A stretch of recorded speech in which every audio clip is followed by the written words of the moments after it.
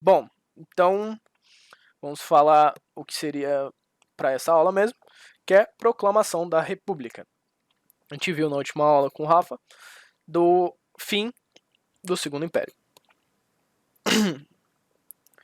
Vamos só dar tem algumas coisas que eu vou falar que o Rafa já falou, mas é para dar um contexto melhor aqui. São as coisas que ele falou, mas só para entrar em ordem cronológica aqui na aula.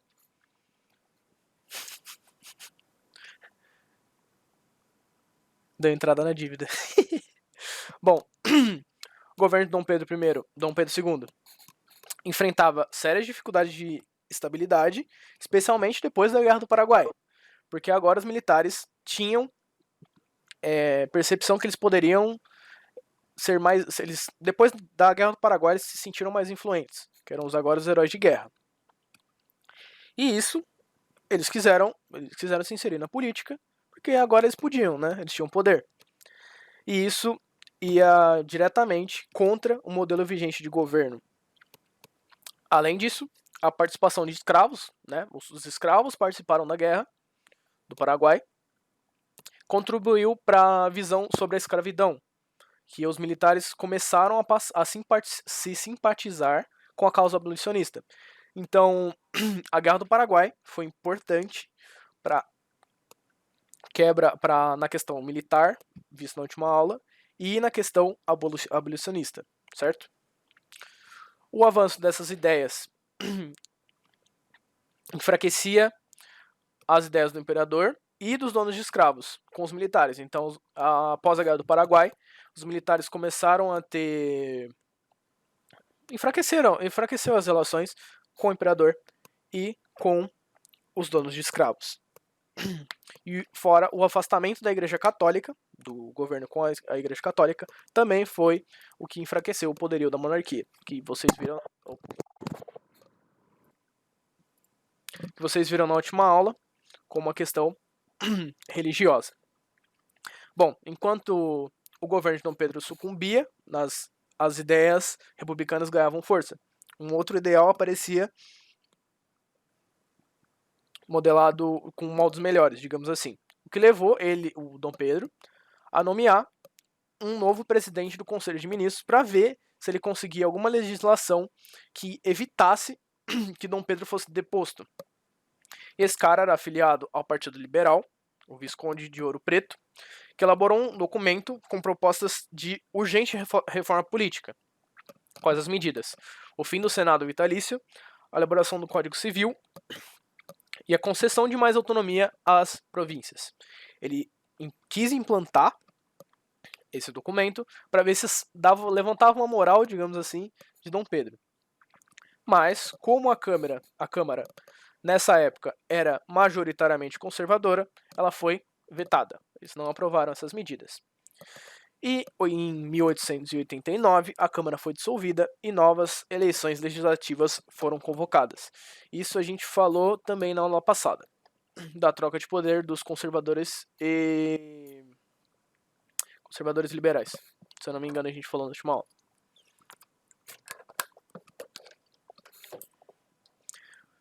Todo esse impasse, toda essa turbulência política dada por essas coisas que eu falei, levou os republicanos militares e civis a organizarem um golpe de Estado contra Dom Pedro II. E o golpe que proclamou a República foi aplicado em 15 de novembro de 1889. E quando ocorreu, Dom Pedro estava em Petrópolis e dirigiu-se rapidamente à corte para tentar pôr um fim à crise e se manter no poder.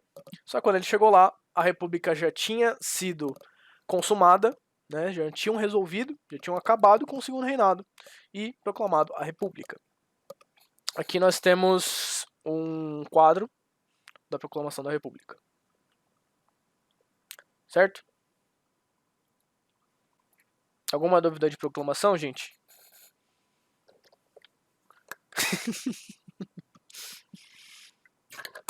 Ganhou um país de presente com 15 anos. Ué, mas todo mundo não ganha um país com 15 anos, gente? Belezocas? Então tá.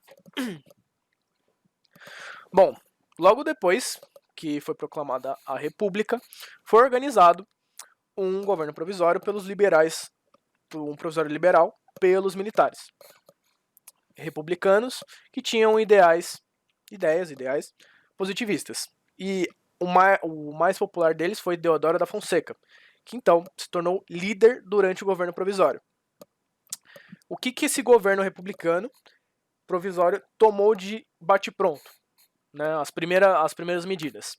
Ele expulsou a família real do Brasil, que não hesitou, porque eles já viram que tinha acabado ali, eles não iam conseguir nada, ninguém mais queria eles lá. E no dia seguinte foi proclamada a República. No dia seguinte que foi proclamada a República, a família real foi embora.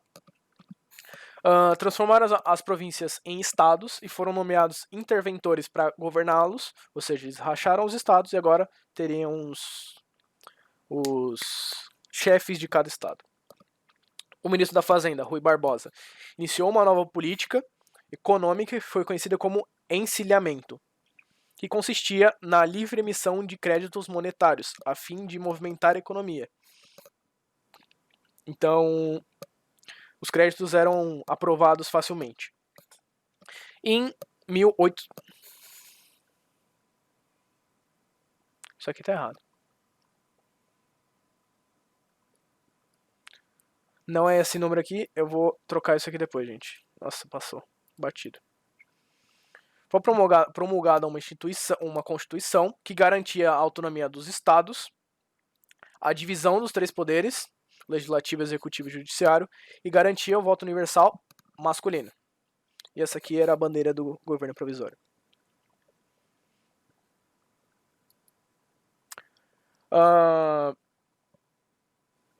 País? Que outro país que tem uma bandeira assim? Na Argentina. Deve ser a do Uruguai. Eu também não lembro.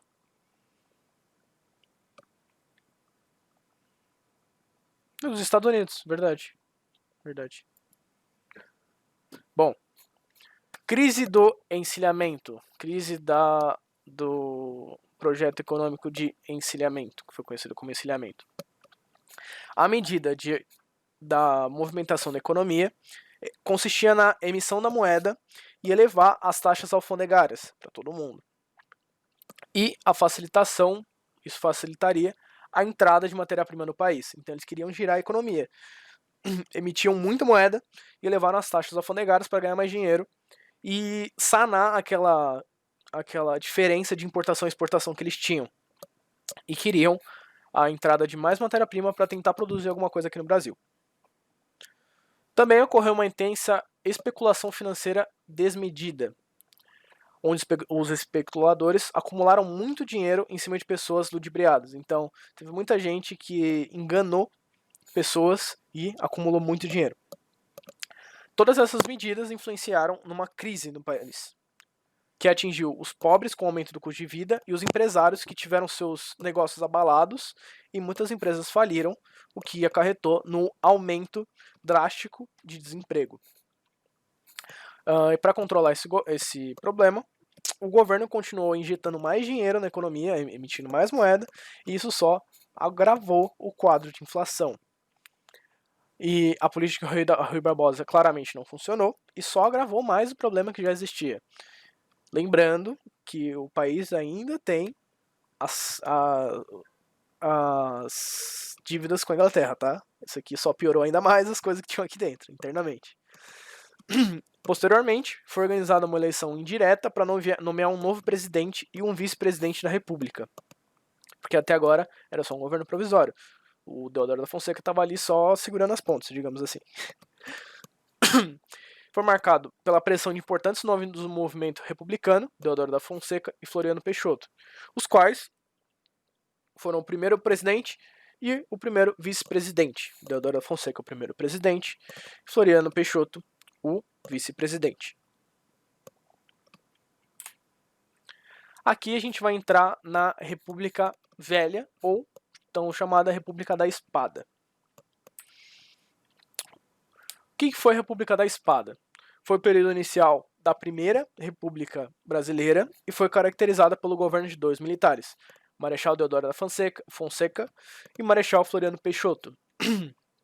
O governo se estendeu de 1889 com a proclamação da República até 94, quando o Prudente de Moraes assumiu a presidência do Brasil. Grandes mudanças começaram a acontecer aqui no Brasil a partir desse período, que naturalmente estão associadas à alteração do regime político. A promulgação da nova Constituição iniciou esse processo de transformação política. Vale dizer que a República da Espada também foi um período de tensão e crise, tanto econômica quanto política. Porque, né, veio de trás ainda a crise política, com o plano de encilhamento piorou mais ainda, então eles tinham uma bomba nas mãos, certo? E aqui a Constituição é 1891. Ali estava errado, estava 1981, é 1891. Eu errei na hora de digitar.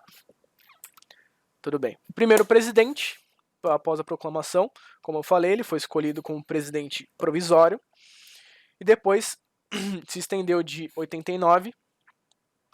O governo certo dele foi de 89 até 91, que foi o grande acontecimento na carreira desse cara foi a Constituição de 1891, a promulgação. Em 90, os políticos liberais do Brasil passaram a pressionar o governo para que a Constituinte fosse convocada para redigir a nova Constituição do Brasil, essa de 91.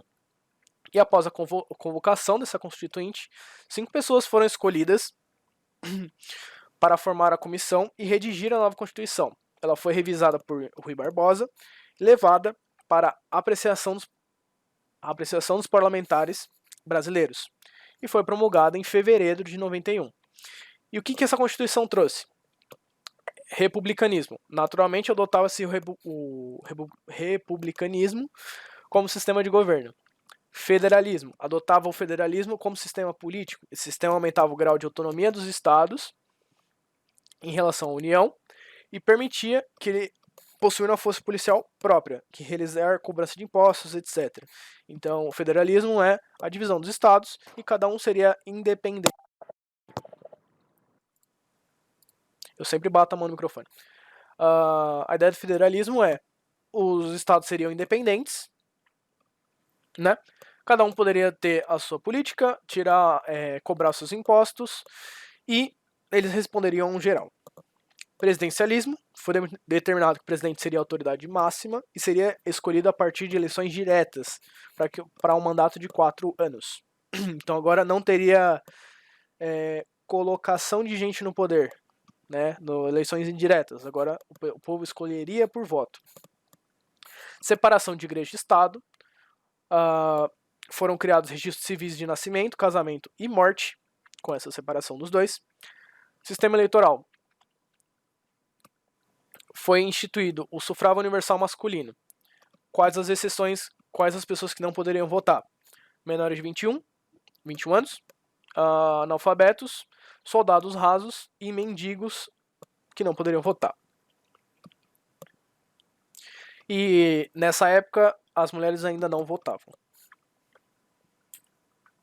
A Constituição de 91 representou um grande ponto na ruptura com o passado monárquico, porque agora a gente instaurava um novo estilo, um novo modelo político no país, consequentemente mudava a vida de todo mundo.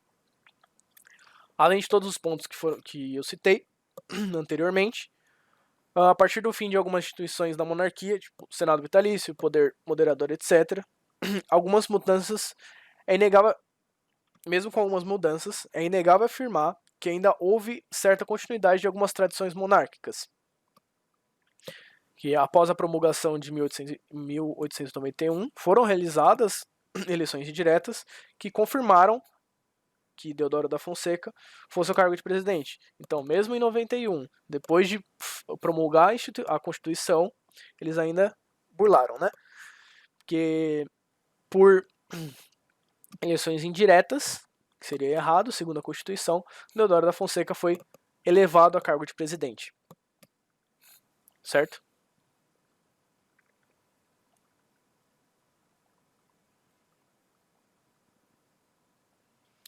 O governo de Deodoro da Fonseca foi marcado pelo seu autoritarismo, e pelas tentativas de procura de reforçar o seu poder. Todo esse autoritarismo resultou no fechamento do Congresso em novembro de 91, depois da promulgação da Constituição, e a reação foi imediata. Os grupos de oposição, conhecidos como Primeira Revolta Armada, ficou conhecido como Primeira Revolta Armada, forçou Deodoro da Fonseca a renunciar ao cargo em 23 de 81, 20 dias depois dele ter fechado o Congresso. E eu pulei uma parte ali. Primeiro dia de regra do Brasil, primeiro, descumprindo as regras. É isso. A gente, vamos fazer um país certo, vamos fazer um país novo, vamos tirar as coisas da monarquia. Uns dias depois da Constituição feita, falando que não poderia eleições indiretas, os caras colocam o Deodoro lá primeiro. Mas tudo bem.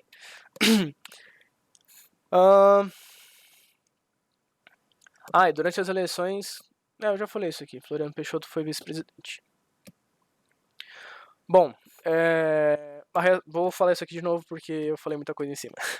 A reação foi imediata e os grupos de oposição, que foram conhecidos como a Primeira Revolta Armada do Brasil, forçaram Deodoro a renunciar ao cargo de presidente em 23 de novembro de 1891. Alguma dúvida de Deodoro e República da Espada? O comecinho, né? Porque temos ainda mais um, Floriano Peixoto. Tudo bem com Deodoro da Fonseca? Tudo bem? Certo? Tá. Floriano Peixoto, que era o vice-presidente de Deodoro da Fonseca. Depois da renúncia de Dom Pedro é foda. Depois da renúncia de Deodoro da Fonseca, a Constituição brasileira estipulava novas eleições para determinar um novo presidente do jeito certo, né? Mas o mandato apenas tinha sido feito em 2 anos, né? Não tinha acabado o mandato ainda. Por isso que eram pra... Deixa eu falar de novo. Eu me enrolei nas ideias aqui. Vamos lá. Depois que Deodoro da Fonseca renunciou, a Constituição brasileira falava que tinham que ser feitas novas eleições para o povo determinar o novo presidente.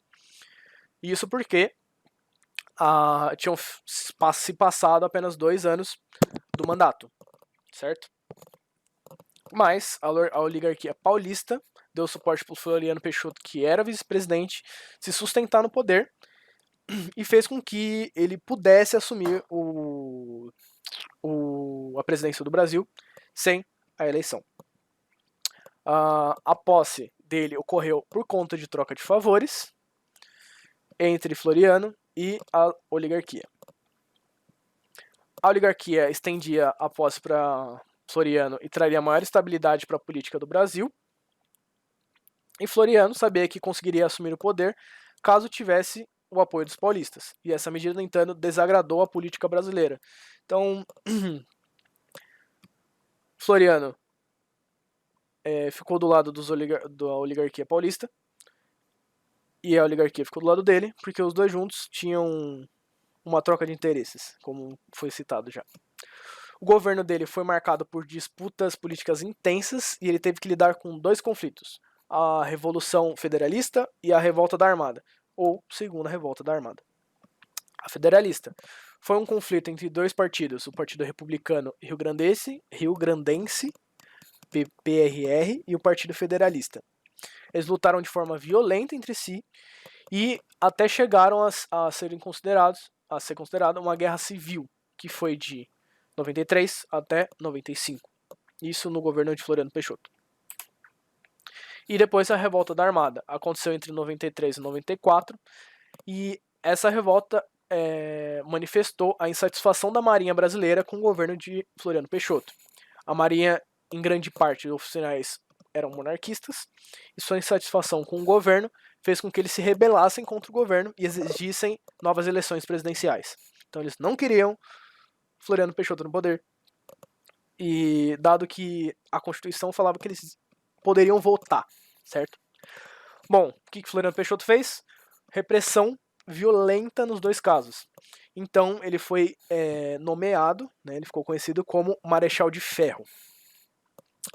Posteriormente, Floriano Peixoto convocou novas eleições para ter um sucessor no prazo legal. Então, quando acabou os 2 anos dele, ele convocou as eleições e passou regularmente, passou de um jeito legal, seguindo a Constituição, a faixa presidencial para Prudente de Moraes, que venceu as eleições legalmente, garantindo a ascensão dos cafeicultores ao poder federal, dando fim à chamada República da Espada. É isso, gente.